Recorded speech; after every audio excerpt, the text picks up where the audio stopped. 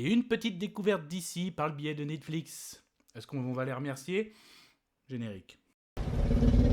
Soit on meurt en héros, soit on vit assez longtemps pour se voir endosser la peau du méchant. Pour ce genre de choses, il existe des hommes comme moi. Il t'arrive de saigner. Vous pouvez respirer, vous pouvez cligner des yeux, vous pouvez pleurer. M'a ramené le conduit, celle-là. Maintenant que j'ai votre attention, Accroche-toi, petit. Salut à tous, c'est Fab et des Gamins sur ma chaîne et aujourd'hui on parle de plateforme de streaming série DC. Et oui, DC et Netflix ont un petit partenariat. Donc je vous ai déjà proposé Sandman et la série qui, là on va parler, fait partie de cet univers. Je parle de Dead Boy Detective. La vidéo sera faite en plusieurs parties. Déjà, le synopsis, de quoi parle cette série, ce que je retiens, ce que j'ai aimé, moins aimé, sans spoiler, avec une petite conclusion. On y va ? Il était une fois une Du coup, Dead Boy Detective, de quoi ça parle? Donc on est, certes, série DC, mais attention, non, il n'y aura pas du Batman ni du Superman. En fait, comme dit dans l'intro, DC et Netflix ont un petit partenariat. Donc en gros, à la base, en plus, Dead Boy Detective était vraiment un projet HBO Max. Mais bon, du coup, après, peut-être une histoire d'argent. Enfin bref, en tout cas, Warner, donc qui a la main sur les personnages DC Comics, déjà peuvent aussi donner le droit, monnayant bien sûr, et c'est ce qu'ils ont fait déjà pour Sandman, et là, en gros, ça continue avec Dead Boy Detective, et même Netflix l'a vendu que c'était bien dans le même univers, donc en gros, il y a un petit univers d'ici chez Netflix, et donc de quoi ça parle? Donc les Dead Boy Detective, qu'est-ce que c'est? C'est une agence de 2 détectives, donc Edwin et Charles, donc tous les deux sont des fantômes, donc et en fait ils font des enquêtes exprès pour les fantômes. Certains fantômes ont du mal à trouver leur chemin ou à comprendre l'origine, le pourquoi du comment ou à passer de l'autre côté, et ils sont là pour résoudre l'enquête et aider ces personnes par rapport à ce que je viens de citer. Donc on va suivre leur aventure, ils vont faire des rencontres, donc on va suivre au début certaines de leurs enquêtes et après forcément il y aura un fil conducteur par rapport à cette première saison de 8 épisodes, d'une 50aine de minutes par épisode. Voilà. Du coup, qu'est-ce que je retiens? Qu'est-ce que j'ai aimé? Qu'est-ce que j'ai moins aimé? Et c'était chouette. Ah, ça craint. Ah, immonde. je t'aime plus que 3 fois 1000. Alors déjà, de base, moi je tiens à dire, je suis pas trop fan de tout ce qui est teen movie ou teen série. Mais là, concrètement, les acteurs, ils font le boulot. Donc on accroche bien, on s'attache bien à ces personnages, notamment Edwin. Donc c'est quelqu'un qui a connu l'enfer. Donc il a été, une fois qu'il est mort, est allé en enfer. Et il est retourné sur Terre en tant que fantôme. Charles, lui, c'est quelqu'un qui, en gros, n'est pas passé de l'autre côté. Donc il est toujours là. Puis après, ils se sont rencontrés et ils ont fondé cette agence. Et donc, on va suivre vraiment leurs petites enquêtes.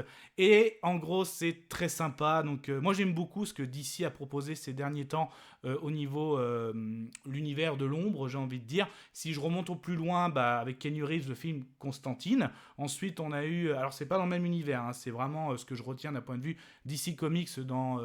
on va dire l'environnement des ombres. Ensuite, Swamp Thing, moi j'ai beaucoup aimé, donc qui est disponible sur Prime Video. Et après Sandman aussi, j'avais bien aimé. Et puis là, franchement, j'ai beaucoup aimé. En plus, j'ai envie de dire que à la fois, cette série apporte de la couleur dans cet univers de l'ombre. Là, c'est plutôt sympathique. Donc, il y a quand même du monstre, tout ça.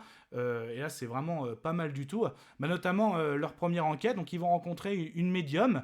Et en fait, la médium, elle peut avoir contact avec les fantômes. C'est pour ça qu'elle les voit.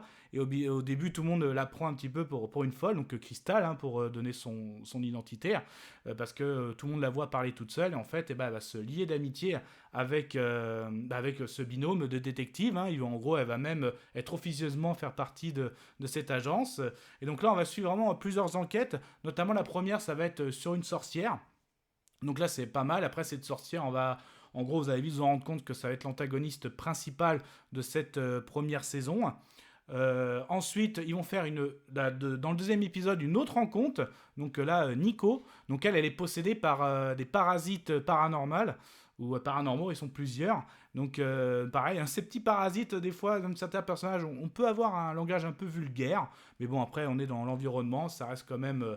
c'est pas trop poussé quand même, et c'est pas non plus toute la saison, tous les 8 épisodes. Donc ensuite, troisième épisode, là, une maison hantée.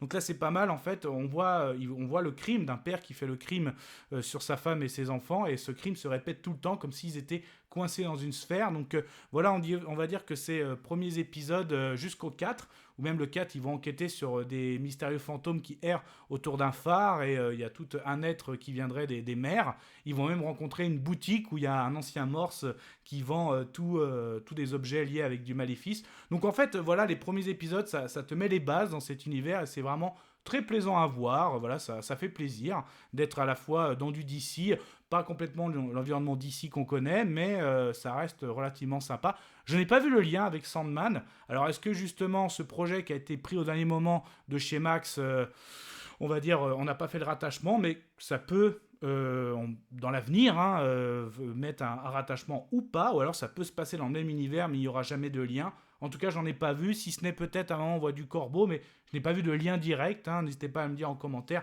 si vous avez vu un lien. Ensuite, justement, par rapport aux épisodes qui suivent, comme notre Edwin, lui, va se faire traquer, parce que comme il a été échappé des enfers, donc il y aura même une agence qui s'occupe des âmes perdues. Donc forcément, cette agence va faire parler d'eux, et notamment par rapport à Edwin. Charles aussi, on apprend à le connaître, notamment avec son vécu là-dessus. Pareil pour Crystal, qui avait perdu la mémoire, et elle était sortie en gros avec quelqu'un qui en fait était un démon, l'avait possédée. Donc il y a toute une histoire aussi. Et Nico, elle qui avait vécu une expérience avec des parasites, donc proche de la mort. Et en fait, toute personne qui a vécu une expérience de la mort peut ensuite voir justement des fantômes. Même à un moment, Edwin va rencontrer le maître des chats parce qu'il a fait un sort sur un chat. Et justement, on voit plein de petits personnages. Donc c'est assez sympa de se balader dans l'univers des ombres, de cet univers d'ici Netflix. Mais à un moment, il va se retrouver en enfer, même si Charles va aller le chercher. Là, au niveau de l'enfer, je cherchais un lien, justement, parce qu'on voit l'enfer dans la série Sandman. J'ai pas trouvé de lien non plus, si ce n'est peut-être qu'il était dans des prisons de l'enfer. L'enfer peut être tellement vaste, si on suit même par rapport à la mythologie. Mais c'était pas mal aussi, les plusieurs petites, j'ai envie de dire, prisons, cellules de l'enfer. C'était pas mal du tout, jusqu'à le final qui était pas mal aussi, franchement. Chacun a eu sa petite histoire. Donc franchement, c'est pas mal du tout. Donc non, franchement, alors c'est pas The série d'ici, bien sûr. Mais voilà, en tout cas, moi je suis très content. Voilà, donc maintenant, je me classe dans mes petites séries et films d'ici horrifiques ou Royaume des Ombres. Je le classe dans c'est à voir, donc comme Constantine, Swamp Thing, Sandman. Je conseille de le voir. Deadbolt Detective, c'est à voir. Et puis du coup, je vais lancer la conclusion. Je vais conclure. Conclusion de la série Deadbolt Detective disponible sur Netflix. Concrètement, ça m'a fait plaisir de voir un univers des ombres étendu chez DC Netflix. Les acteurs jouent bien, ils apportent à la fois, ça a beau être une série sur les ombres, des monstres, l'enfer, les fantômes, ça apporte de la couleur, même si c'est des adolescents qui sont en vedette. Je suis pas trop fan à la base. Là, j'ai passé un bon moment. Le casting est assez bon. Donc franchement, si vous êtes fan justement des films ou des séries que j'ai cités, Deadbolt Detective, ça devrait vous plaire. Donc je vais donner mon avis sonore, et pour moi ce sera un très bon... C'est ok. Voilà, mais ça, ce n'était que mon avis. Faites votre propre avis. À vous de juger. Et puis, n'hésitez pas, vous prenez sur la chaîne. Donc, il y a des playlists DC Comics. Ça peut être les films, les animations, ou là, comme les séries. Il y a aussi sur des playlists sur Marvel. Autre chose aussi au niveau pop culture. En tout cas, prenez soin de vous, que ce soit devant les plateformes de streaming, tout type d'écran, DVD, Blu-ray. On n'oublie pas la toile de cinéma. Et du coup, au niveau horrifique, Royaume des Ombres, qu'est-ce que vous aimez en gros chez DC Comics, que ce soit en live action, animation, ou même...